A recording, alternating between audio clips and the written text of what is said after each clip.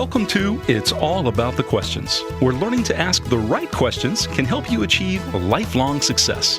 Now, here to help you ask all the right questions is award-winning author, international speaker, and business strategist, Laura Stewart. Good morning, afternoon, and evening, everyone, and welcome to the show. Love being here. As I say every single week, I love being able to be here with you, especially now that we're doing it live streaming. When I was on broadcast radio, that my producer, Mr. B, would say, okay, 1, 2, and, I get the hand signal that we're live. And, the antenna went out to over 50,000 people. And it was just amazing, that live feeling, which is why I live stream the show now that I'm no longer on broadcast, because the station went to oldies music back in July of last year. So we've been doing this format for almost a year now. And I am excited with the response that I've been getting from all of you on social media, in emails to me, how you've been telling everybody about the show. And we've become a top 5% of all podcasts globally. And that is because of you, all the fans. And my heart, it expands at the thought of all that you're saying and talking about the show. And most of all, how your perspectives are being shifted by my guests that I have on the show, the new questions you're learning, and how you're learning to ask questions of yourself and others in another way. Because as I always say at the end of the show, the right questions can change your life. It doesn't matter what level of business you're at, what level of life you're at. What matters is the questions you ask, and whether you're waiting to get the answer you want, or you're allowing the right answers to come in. And I love that. And I'm excited to introduce you to my guest on my show today, who is another guest that I met because of the awesome, amazing, my dear friend, who has also been on my show multiple times, Patty Grimm. She said, you must interview Jennifer Pestikas. And I think I just totally slaughtered her name again. And it's like, I asked her before the show. I knew how to say it until I asked her. So it's really funny. She's got a great podcast called Brave Women at Work. And Jennifer, so great to have you on the show today. And I can't believe it. I know I slaughtered your name. I am overthinking this morning. Well, it's so great to be here, Laura. And it's Pestikas. So it's just the emphasis in a different part of the name. But thanks so much for having me on. Well, I think it's so perfect, right, that I bobbled your name after trying to be so perfect at it, which is how I thought I needed to say it before I asked you. And I even phonetically wrote it out on my piece of paper so I wouldn't do it. Because one of the things we're talking about today is your journey and the journey of many of your guests of being brave at work, where we've had this whole idea of it's not okay to fail. And I have this calendar that my good friend Cindy Dolph got me for Christmas that sort of became a tradition when my mom was still alive. And it's called Women Who Do Too Much Page a Day Calendar. Mm-hmm. This is what today's is, okay? When we do something wrong, we are not worthless. We are human. What a relief to be human and have the opportunity to learn. It's so perfect for our show today. It's perfect. It is perfect for today. So yes, I resonate with that so much. I've failed many times in my life. I've succeeded probably just as many times, if not more times in my life. Yet these last few years, I've had more fear of failing or embarrassing myself or not doing the right thing at the same time as I'm like, whatever. So it's like this battle inside so many of us of it's okay if we fail to, oh my God, what if I fail? And then I think it's sort of our response when something happens to us that we didn't necessarily want it. Like in my case, like I screwed up your name and I'm like, okay, I acknowledge it. We move on. But that worry, that fear leading up to that moment is really decides who we are as people. And what do you say to something like that? So what I say is to have self-compassion. I am famous for not having self-compassion and really attaching my identity to what I've done for the day, what I've quote unquote achieved for the day. It's how I grew up. It's just kind of how I'm hardwired. And I've had to learn that maybe it's just taking a step back and saying, you know what, my energy was just lower today. So what? It's about the journey of being human.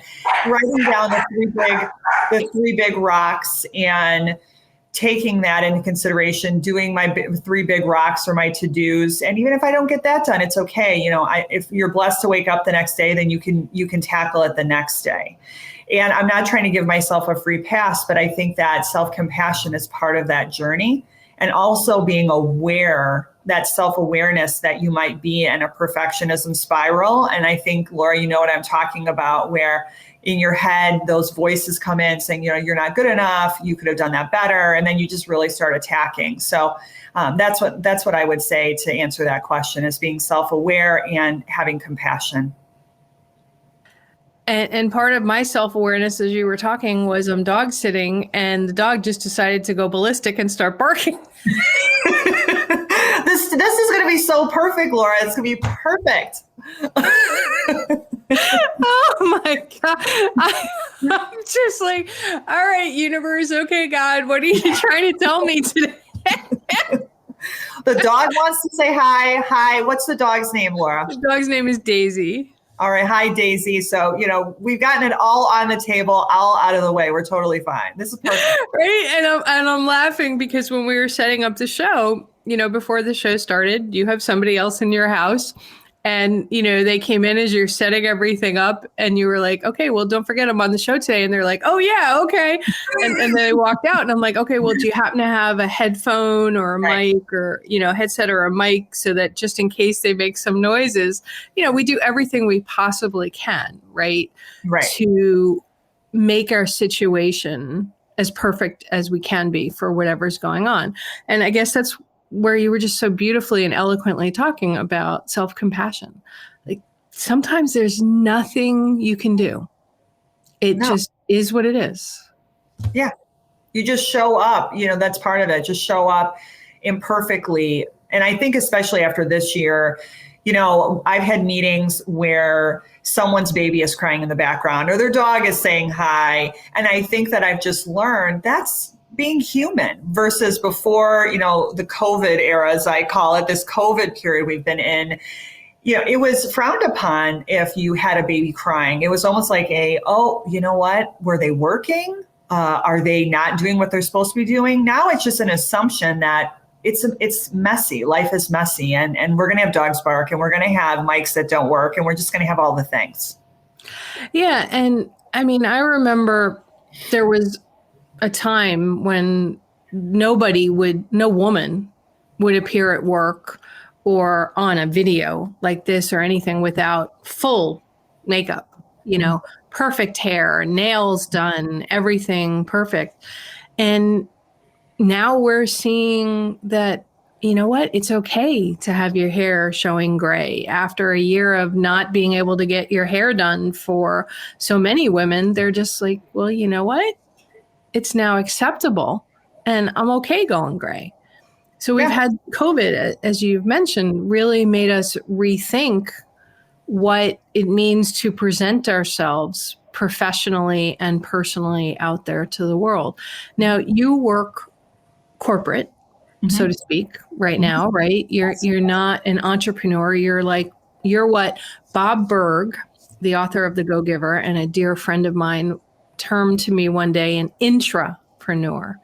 You're working in a company with your entrepreneurial bent, your entrepreneurial style, studying leadership, helping others grow. So you're an intrapreneur as an entrepreneur, but inside a company. Have you seen changes for yourself in that role with COVID and everything that has happened? Absolutely. So I'm blessed enough that I at least have an opportunity to work partially remote and then partially in the office, more in the office than remote. But the last year has taught me that you may have heard this from other guests, but I am more productive being in a hybrid type of scenario where I have time out of the office and time in the office. It allows me to be more creative, to be more innovative, to think outside the box, because I'm not physically in the box of the office. So it allows me to just get new, fresh perspectives. And like I said, to be more creative. And I can feel that in the projects that I'm completing, in the time it's taking me to get projects done, in just my overall productivity. I think my mental health is actually better for being in a hybrid type of scenario. It's also allowed me to be creative in other outlets. So you talked about Brave Women at Work, my podcast. I don't think I would, Laura, honestly, I don't think I would have birthed that podcast if I would have been in an office 5 days a week. And so I think that's been the biggest gift for me in that aspect. I also think in terms of my team, so I manage a team of people, a smaller team, but a team nonetheless. And I've seen that I can trust them and they are accountable and they are good people. And it just reinforced my feeling that humanity, for the most part, is good. And I think that I've seen that come through in my people and the work they've been able to do. I had a department that was actually business development, and their whole function was completely axed, essentially, not in terms of them losing their jobs, thank goodness, but we had to pivot and actually create new jobs for them. And it was such a blessing for me to see how they pivoted and how they got creative and how they learned new functions to say thank you back to the organization, but also to build upon the skills that they've done with themselves. So those are some examples I've seen during COVID and how it's changed. And I honestly don't think that we're going to see things go back exactly to the way they were. I think that there are going to be some modifications moving forward. And I think for the better in some aspects, at least for me personally. So many people keep saying, oh, when are we going to get back to normal? Or is this the new normal? What is the new normal?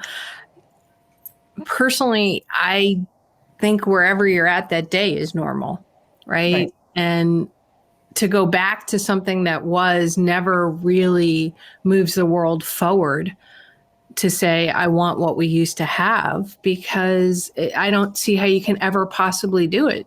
The world's expanded, the world's changed. Yes, there are times I'd love to go back to some of the stuff when I was growing up as a little girl, where, we were way more present to anything that was happening around us at the time, because we weren't pulled in 30 billion different directions. It just wasn't the option. There weren't as many things going on. And you certainly didn't have social media and cell phones. And if you were out at a store, you weren't able to take a phone call. You didn't even have answering machines when I was growing up. The phone just kept ringing and ringing and ringing.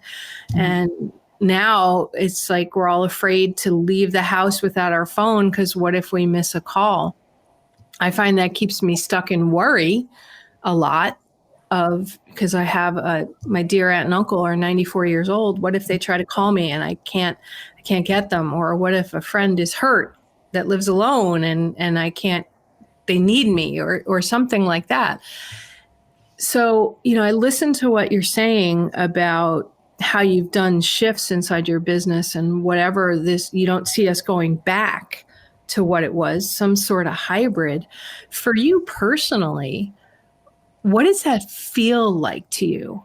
We talk about with you, thriving, overcoming self-doubt, what we talked about, failing and all of that. What does that world look like for you?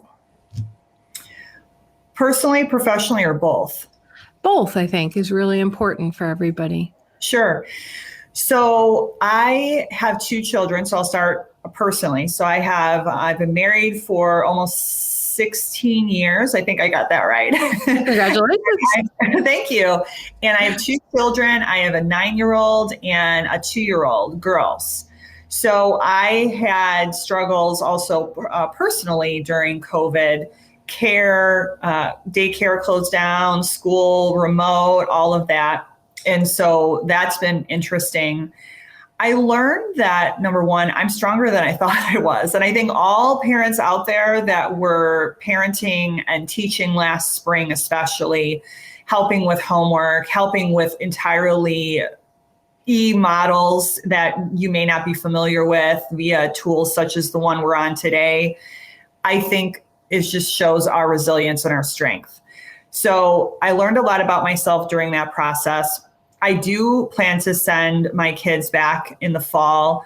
My little one does go to daycare periodically. So that's changed, that I've sent her back to daycare. I feel comfortable with that. And I know that everyone is in a different place with this, even as people are getting vaccinated. And so I respect all of those opinions. And so I'm planning to send my daughter back to school full time in the fall, as long as everything is healthy and, as healthy as we can be and safe. So that's the first thing, is I learned that I'm resilient, that my husband and I really did a good job of schooling at home, parenting at home, working at home. Now, were there days that were absolutely off the hook? Yes. Where we were exhausted and we would snip at each other because we were on top of one another. Absolutely. I would lie if I said, oh, it's just roses and rainbows, Laura. Everything was just totally perfect. No, it wasn't perfect. And then in terms of professional, I told you about the hybrid scheduling. I learned a lot about how I work and how I work best. I learned about going back to a hybrid schedule would be best for me. I learned about my team, and how I feel about it is really interesting. I feel hopeful because I learned a lot about myself, and even through tragedy and so many lives lost. And I'm so sad for those families that lost loved ones. Or if somebody listening got sick, I'm so sorry that you had that experience. On the other hand of this, I'm just hopeful that we will start to see a better balance of work and life. I think and I don't know where we stand in the statistics today, but it's true that, American culture, we're very go, go, go, and it's very work, work, work. We're not working less hours, we're working more hours. Laura, I lived in France for a year when I was a student, and it was such a blessing. I was in the south of France in Provence. And, I would go out of my apartment and I would smell fresh bread, and I could drive, a few miles and be in a lavender field. And I would go to the markets and literally biting into a peach, you could smell like how fresh it really was. And it tastes different too. It tastes different. And I would ask the farmers that they're at the market, and I would ask just for fun. I'm like, when did you pick this? Because it just, it would just dribble all over your chin, and it was just smelled so lovely. Right. Even before you bit into it, you're salivating, right? With like that example where you think of a lemon and then you start to salivate or whatever. You think of this peach, you'd start to salivate before you would just bite into its juiciness. And the farmer would say, I picked it, just yesterday. And so when I think of like life and life balance, I think of those days and that blessing I had to walk around those markets. And I have learned, and I'm hopeful that, am I going to be going to a fresh market every day, Laura? No, I'm not. I live in the suburbs of Chicago, and that's just not possible. I understand where I am. But I also understand that, can I have a little bit more life in my days? It's not all about work, and how can I have that messiness, but in a good way, and live in the imperfect and be joyful in it. And so that's really how I feel. I'm writing down something you just said because I don't want to forget it. And I'm already starting to, which I hate. How can I have a little bit of that messiness in my day? Yes. You said that. And I love that. The idea of allowing messiness into your day. And as I'm saying that, I am feeling that peach you just described dripping down my chin. That moment when you bite into something so luscious, your whole being is present and becomes alive to it. And it's dripping down your chin, and it's messy, right? But it's life. It's everything in that moment. Every sense in your body is attuned to it. And then I think of, have you seen the new TV series, The United States of Al? I haven't. If I should, I'll put it on the list. It's a very odd show. I haven't decided if I like it yet or not. I think it's trying to feel its way through as a sitcom, but basically it's an interpreter from Afghanistan gets brought from there to America to live with a Marine that he helped translate, and they got him out, right? And there's this culture shock. Especially the first time he goes into a grocery store with them, right? Grocery stores in America are not like really grocery stores anywhere else in the world. No. And he's in the produce department and he's like, look at all this produce and look at the colors. And he sees this apple and he's just totally enamored by this apple because, where he's from, you don't get a lot of apples. But when you do, they're just luscious and wonderful, right? And he's like, can I eat this now before you check out? And of course, we've all like had some grapes from a bag to taste them or whatever. Anyway, he bites into this apple after exclaiming how luscious, how gorgeous, how wonderful it is. And he bites into it and he goes, it has no taste. And that's so much about what I think, especially what you were just talking about, our American life was not always full of taste. It was full of everything we had to do. Right. For me, and that might not be for everybody, but because of what you were just talking about, I feel like for both of us, COVID and some other things, because my listeners know I've been trapped in my house for 3 years with sound-induced vertigo. The lusciousness of life and grabbing it in whatever moment you can. So for you, that peach, that having some messiness, little bit of messiness in your life, as you go forward, have you thought about how you're going to allow that in? If the demands begin to just kind of go back to what they were, or actually could get worse, right? Because people are like, well, our business was sort of not so great, so now we're going to expect you to be even more than you were before. I haven't, but I think it's a great question, and I'm happy to just answer from my heart. Absolutely. I think that it's something I need to journal on. So thanks for giving me a homework assignment for after this. So I would say, and I've been really honest with my manager and management, that I think this is an example of messiness. So let's say I'm in a Zoom call or, a go-to meeting, and on my work from home day. And my dog is barking and I'm listening, because sometimes our meetings are on audio only and not, face to face like this as well. And that's just the culture I work in. And I'm, got partially folded laundry on the table and, I'm about to, at the end of that meeting, go use my Instapot. That to me is messy, but it's lovely because I love the ability. And I've told my manager, I love the ability when I work from home. I do not take this as for granted. It is a luxury that when I'm working from home, I can also fold my laundry, and it is luxurious that I can fold my laundry, and that's kind of messy. Or I've got to go pick up a kid and I have to take a break from work. I think that the idea of, and I learned this from another person, her name is Casey Hartung, and she's a coach out there as well. And she talked about work-life flow versus work-life balance, the idea of flow. So I think that flow is going to be messy because sometimes work is going to be gushing out, right? And it's just going to come pouring out. And then other moments in my day, it's going to come like dripping out because I have to go pick up my child or I have to go and do something else. But I have a work ethic that, you know what? I'm going to go and I'm going to, I don't want to say make up the time, but I'm going to go and get my work done.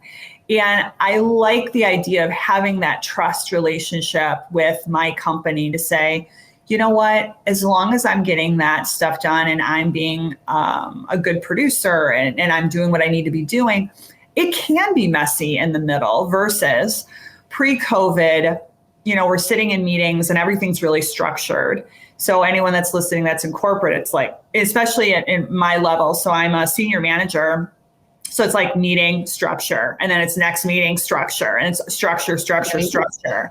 And then your only break to kind of mentally break out of the box is in between meetings or the lunch period or like lunchtime. I think lunch period, because my whole family's in education and I talked to my family this morning. And so that's the unstructured time. I think that the messy, especially professionally, is having the ability to weave in that unstructured time with structured time, and knowing that it's okay if one kind of bleeds into the other. For me, I'm finding that I actually really thrive in that environment. And for the kids, I think the beautiful thing on the personal is I have learned, and I'm taking inventory, Laura, of the messy is not having to be so programmed. So I was a mom that was like, okay, we've got to have quote unquote programming. Like, what are we doing on a Saturday? I am now, to my 9-year-old's dismay and to her anger sometimes, like pushing her out of the house and be like, go get bored. Because I don't feel like I should have to be teaching her to come to me for more structure. I want her to have more unstructured and messy time so she can get creative, so she can fall off her bike, so she can ride on the driveway, so she can make a new friend.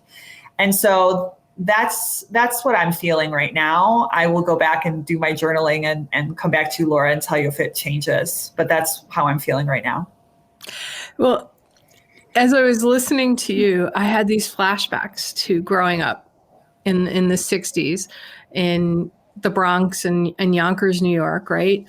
And obviously not when I was sub 3 years old. Right. My mom didn't go outside and play, right? But when we reached the age where it was go outside and play, we'd all knock on the neighbor's door and the kids would all come out and we'd go play, whether it was kick the can or stickball or hide and seek or whatever it was. We'd go back into the woods, which were safe behind our house, and we'd catch salamanders or do whatever. And our parents would see us like 6 hours later. And they weren't really worried where we were. They knew we were okay, and that one of the kids, if somebody was injured or whatever, would come running and go, Mrs. Stewart, something happened. But yet we've become a world of such structured time. I don't know if it's because we just have so much on our plate or because we just like to be busy. Yeah, so busy, and this is a cliche at this point, but busy is a badge of honor. So when I run into people, and I've been guilty of this, so I'm not pointing fingers. So let's say you talk to someone, how are you doing? The answer is no one really wants the answer. It's not, oh, I'm really tired and I'm really tired and I need to take a break. No, people are like, I'm so busy. Oh, I'm so busy. You hear that like 50 times a day. I'm so busy. And it almost feels like, well, I'm more important because I'm busy. So were we less important during COVID because we weren't busy? No.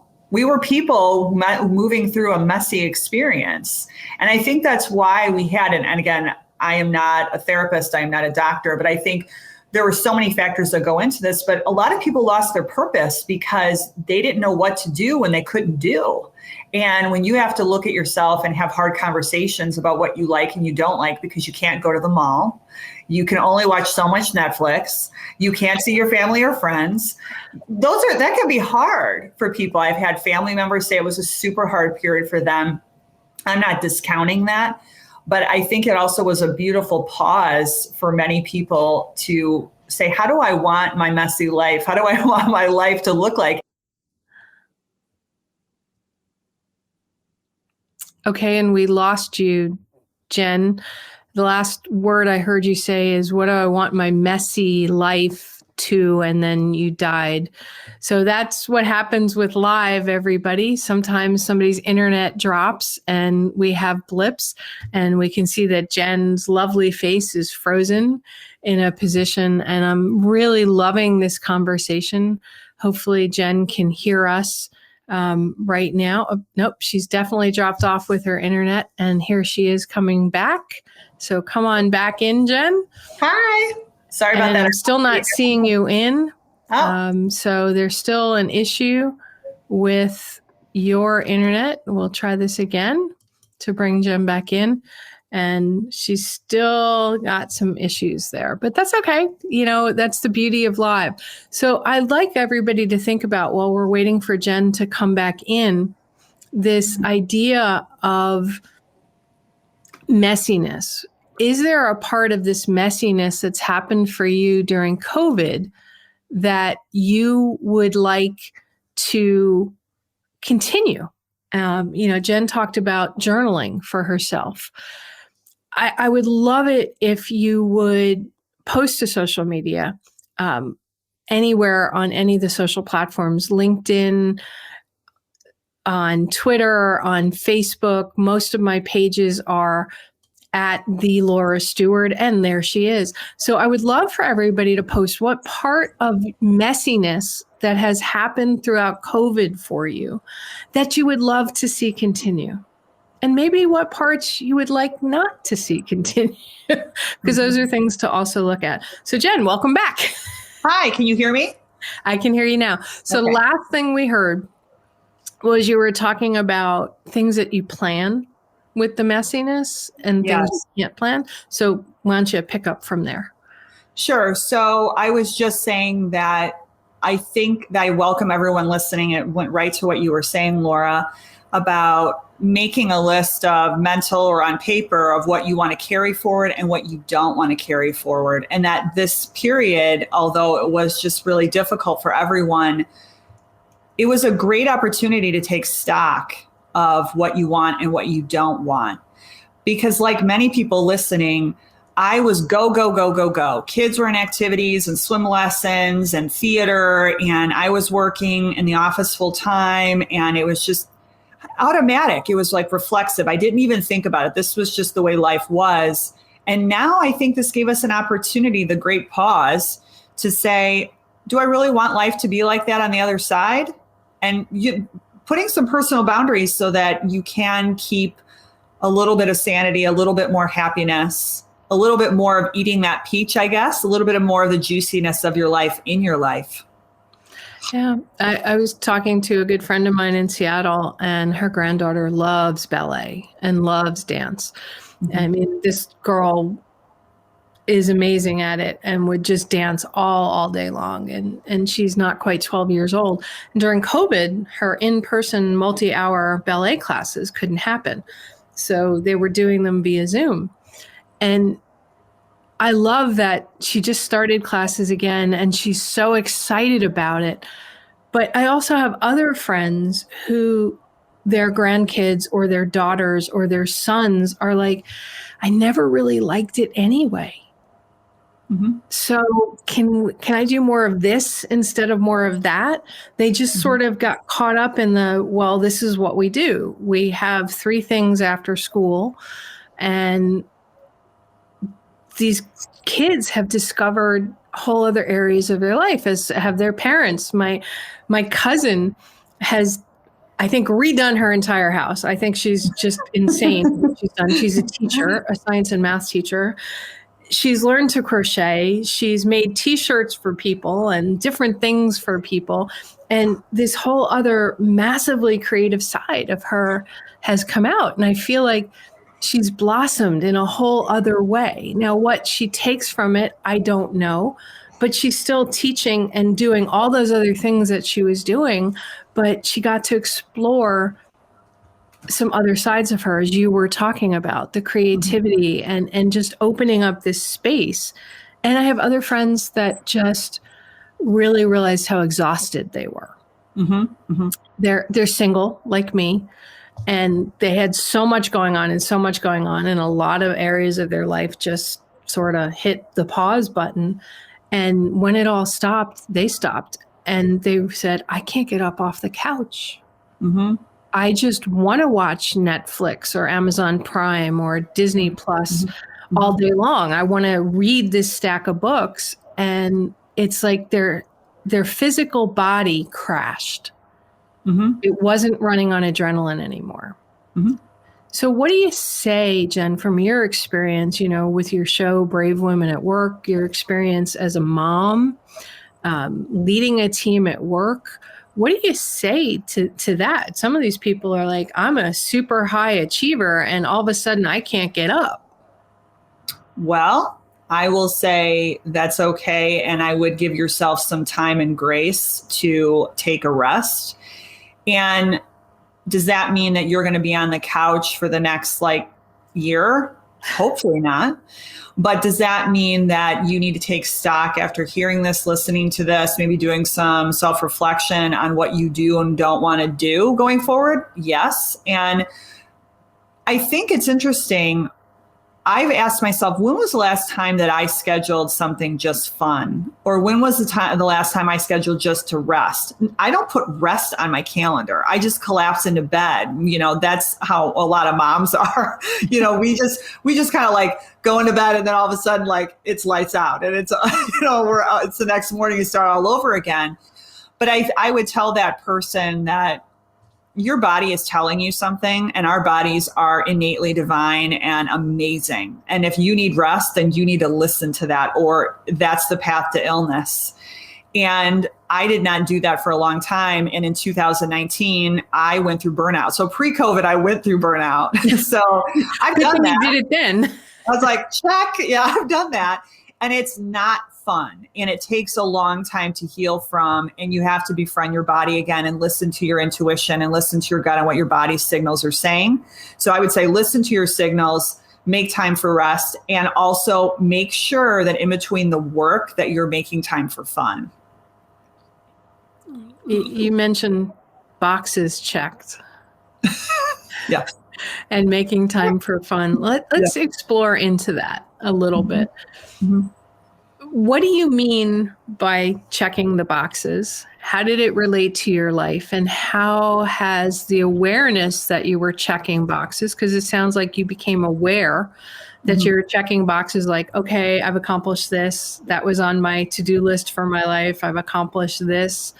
My listeners know my personal story. And anybody who's read my book, What Would a Wise Woman Do, knows this. When I was first married the first time, and we were in counseling because he freaked out at 4 months into the marriage, and we went into counseling, and it wasn't going well. The therapist said, I don't want you to answer why you married him. I want you to answer the question, why did you want to get married?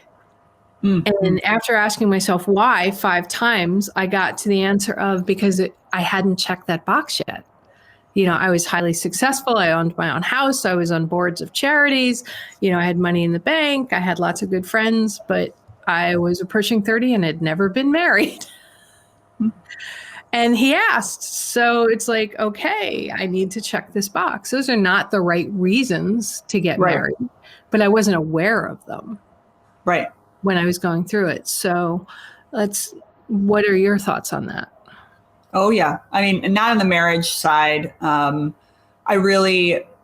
feel like I just won the lottery there. So my husband and I, we're real partners and just love him to pieces. And I really feel like my life is better for being with him. So I thank him if he's listening or watching at some point.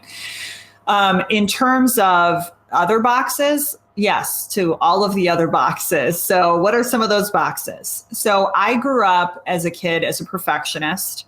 I think it's in my DNA. I think it was enhanced by my environment. I think that my mom and I've had many conversations about this. If she was sitting right here with her cup of coffee, she would say, I am also a perfectionist. So it runs deep in our DNA. She still struggles with it, and so do I. So it's not something you take a pill for. I think it's just as insidious as other things. And it's just a process disorder that you feel like you need to do things perfectly. And that's a big problem in your life. So there's that. So what did perfectionism do for me? It set these high expectations of what I must do. So some of the boxes I checked were, you've got to go to college. Check. You got to go and get your MBA. Check, check. Did that. I got all of the accolades at work. Absolutely. I kept progressing. So I always thought the career is like this trajectory like this. It's always up. It's never lateral. And oh, God forbid, it's never like where you take a break and to say, oh, I'm going to off ramp. Oh, no, that's not possible. Right. And I'm still learning that.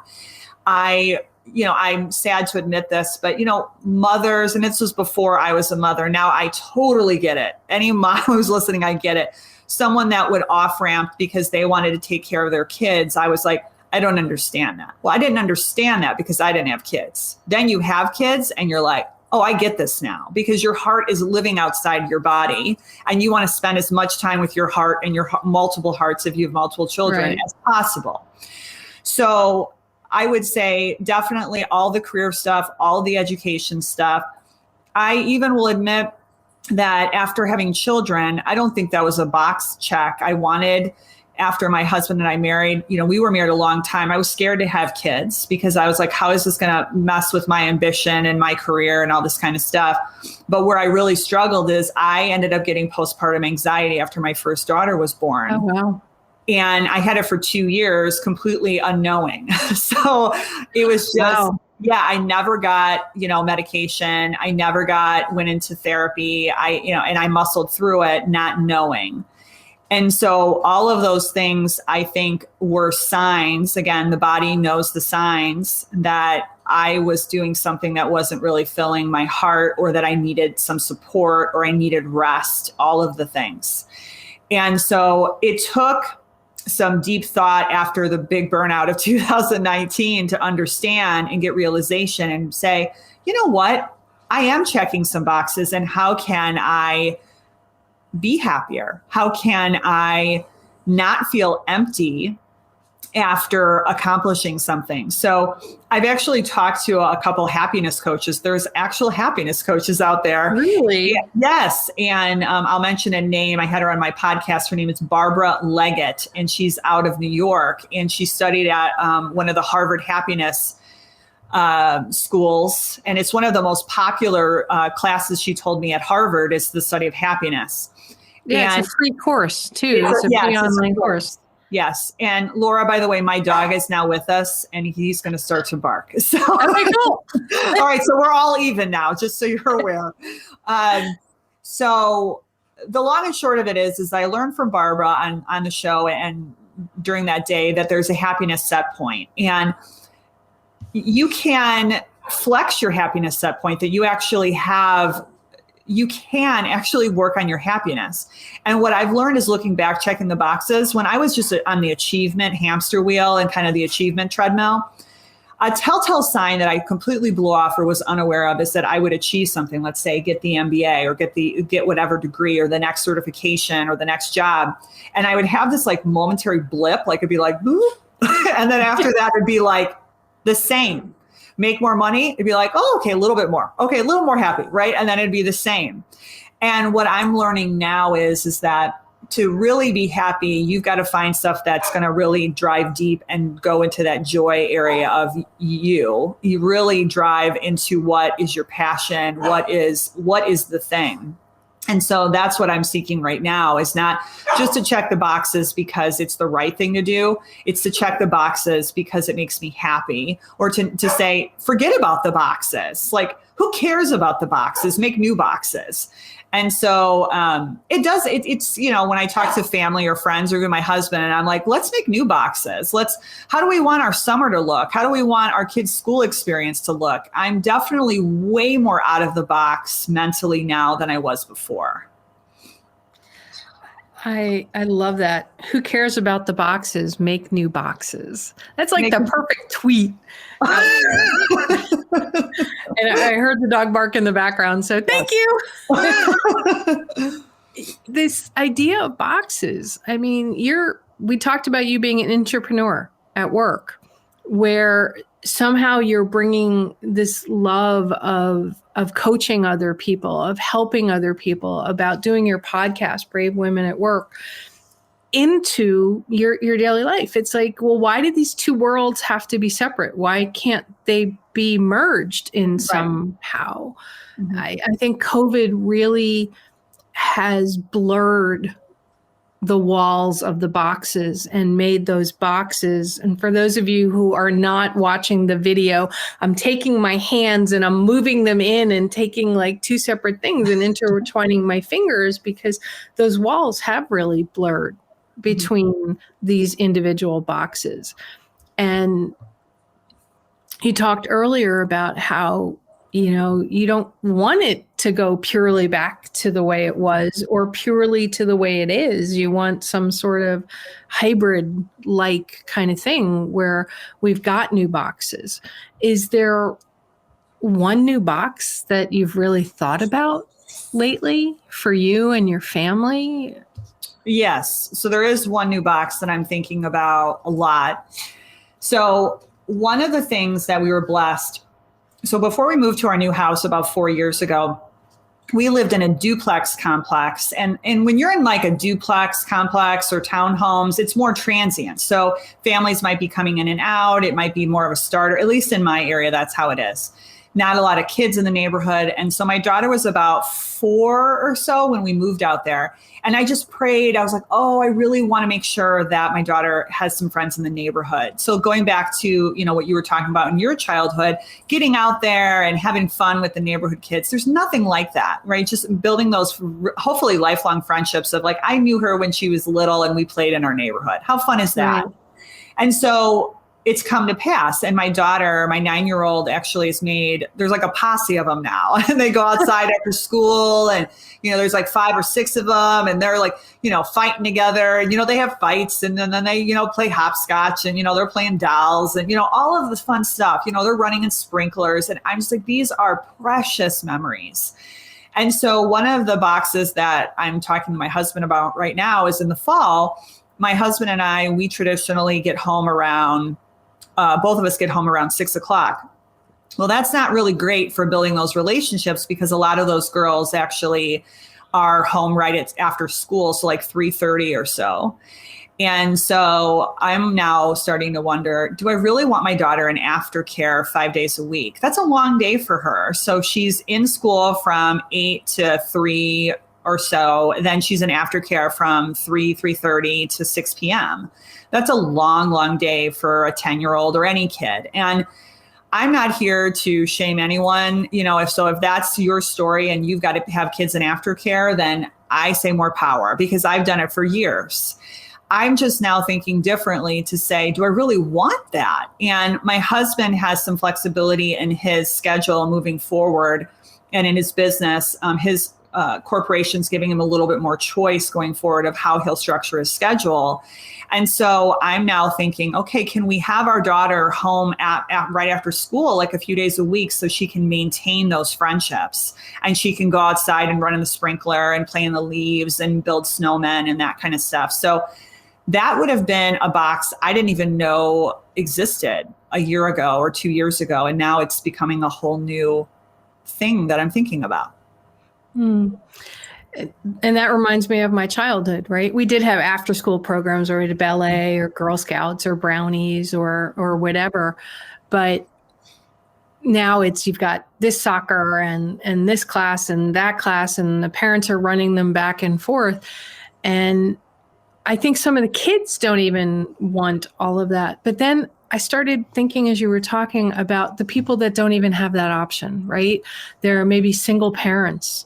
Right. Or they're barely making ends meet. I don't know if they're listening to this show or not, but this show is trending now in Vietnam and other places around the world. And I'm really curious for the people around the world who are listening, what life is looking like, what your boxes are looking like around the world. I mean, I think it would be really cool, Jen, if people would write in and on this show if they find the live stream and tell us what those boxes look like and what they want them to look like.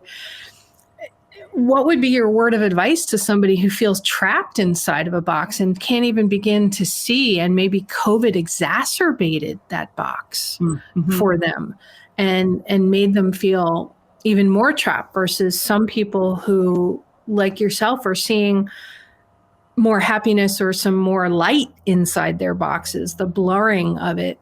What would you say to the people who can't even possibly see their way outside of that? Yeah. And I know there are so many. So the first thing I would tell you, if you're listening or if you see this, is that I'm so sorry that you had to go through that, or you may still be going through that I am passing all of the empathy that I can to you through the screen. And then I'm just so sorry. And the other thing that I would say is, you may have lost loved ones. So I'm not going to say, platitudes of, oh, it'll get better. You may have lost people. You may have had serious health issues. So what I would say is twofold is, if you can just allow yourself a sliver to maybe dream when you feel ready, dream on paper, or just say, what would I like life to look like longer term? How can I tap into resources? So that's another thing that I struggle with, is that I have a hard time asking for help.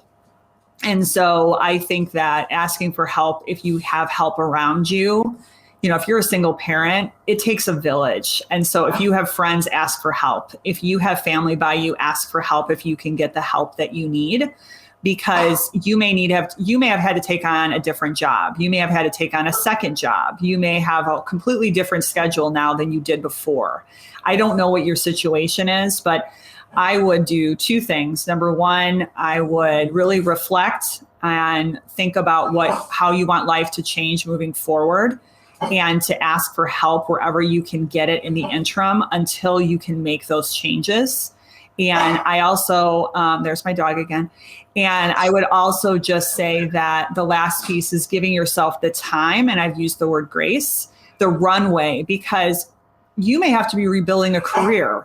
You may be having, severe struggles from stress and depression and things like that you have to undig from and heal from. So you may never be the same. And I think it's just going to take time to get to what the new normal is for you.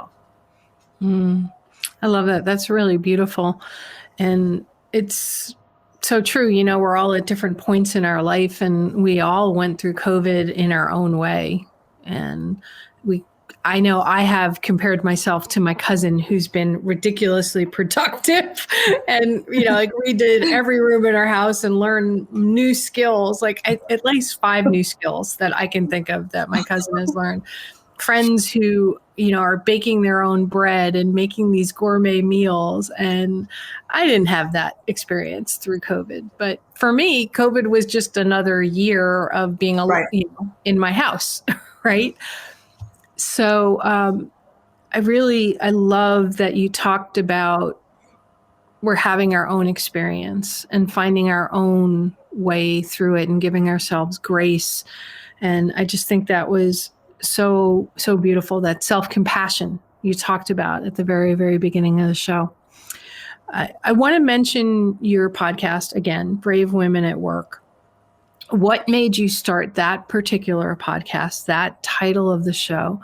And is there one thing that's really stood out for you with all the guests you've had on your show? So why did I start it? I started it as part of my healing from burnout. So I'm here to teach, but it's also self-serving, because I'm here to listen to the words that are coming out of my mouth.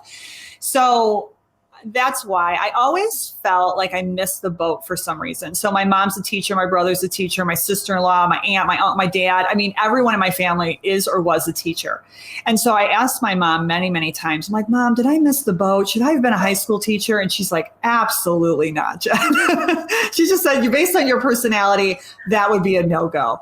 But I always felt like I missed something, that I had something to give to people. And during this COVID process, I'm like, I want to give back and I want to heal at the same time.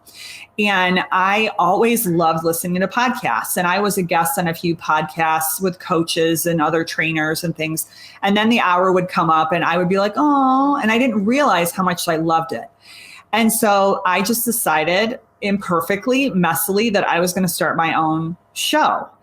And so I thought about what the topics were and what I could talk about. And this just felt most natural to me because I've spent so much of my time in corporate. I've had so many experiences on the corporate side, good, bad, sideways, and I feel passionate about helping women grow in their careers. And I think once they take bolder action there, it's going to spill over into their lives. Just because we're spending so much time there, it just sets a really nice foundation.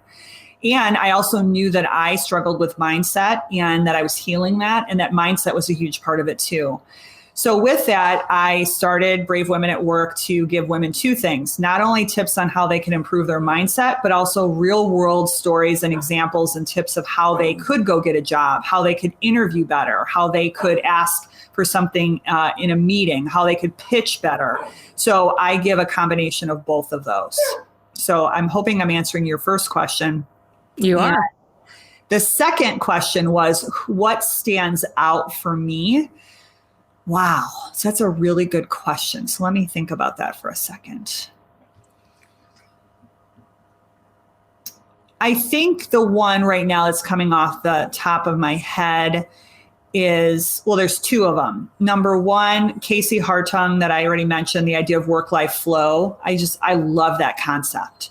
And when I heard it from Casey, and I don't know if she started it or she took it, or, from someone else and borrowed it, but I love that idea because I was like, this is how I want my life to be. I don't want it to be so segmented and so rigid. Like we talk about boxes. I want it to be like more flowing and like water, and that it just kind of moves, and that I can make pivots and move with it. So that's the first one.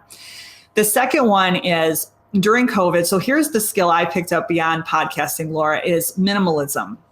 And so one of the things I learned is that the cleaner that my house is, not clean, but just the stuff I'm not using, I'm getting rid of. So my family is laughing at me lately going, if it's not nailed down, Jen is throwing it away. So I've really purged a lot of things during COVID, and feel so good about just my house. It feels so good. And when we're in our homes, when we're working from home, it's like a big deal because it's the environment we're in all the time. And so I interviewed a very famous blogger, and she's got quite the following. Her name is Courtney Carver, and she has the blog. She's got Simplicity Space. She's got Do Less, Be More. She's written several books. And she has something called Project 333, which is pretty famous, and it's a decluttering challenge for your closet. You might be wondering, well, how does this have anything to do with Brave Women at Work? Well, she talks about decluttering your mental clutter and your mental chatter, and really saying no and setting boundaries and all of those things that I love the word boundaries now. And so with those things, I had her on. So I was very starstruck, Laura, when I had her on. And I think that, I'm pretty sure that's the most popular podcast to date, because not only is she super popular out there, I think she's got many fans on Instagram and all over the interwebs, but she also shared a really good message. So those are the two that stand out to me. I love that, like me, the show changes me. Every guest I have, something shifts inside of me. Some unlocking happens. Some shows I do more with after the show in terms of personally what happens inside my life because of it. But every single guest I've ever had on has affected me personally in some way or another. And I love that that's what happens on your show. And writing for Podcast Magazine, I'm a category director for technology, and I also write for some other magazines.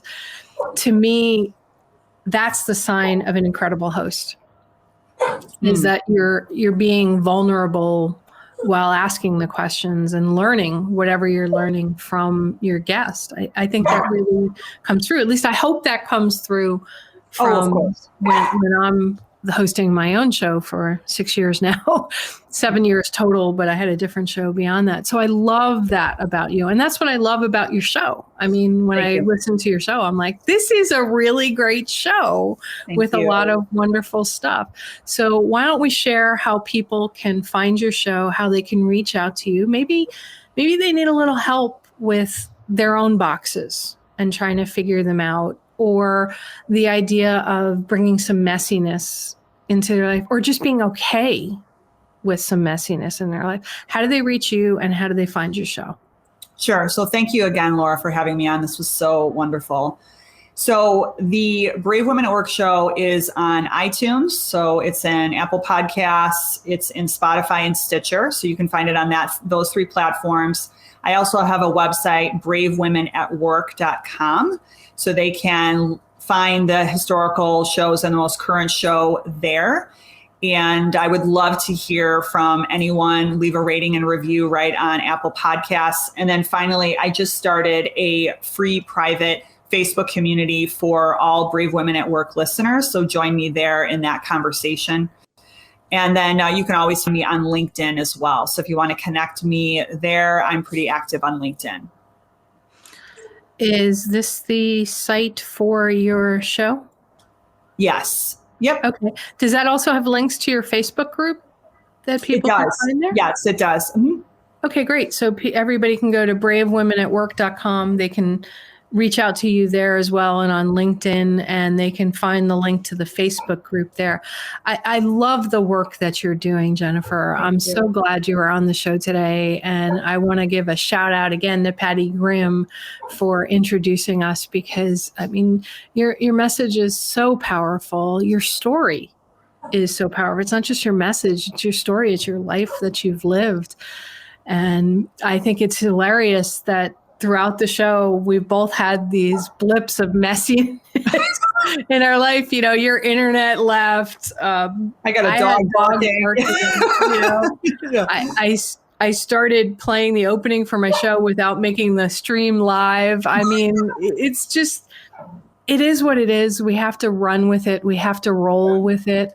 And I want to thank you for sharing your story with us today. And I hope everybody subscribes, follows, and watches your show, Brave Women at Work, and joins your Facebook group. I'm going to join your Facebook group.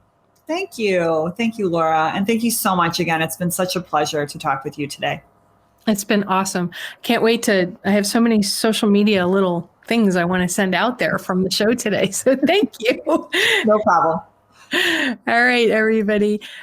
It was so great to have Jen on the show today, the host of Brave Women at Work podcast, sharing her story about messiness, about life, about all these different things that can happen.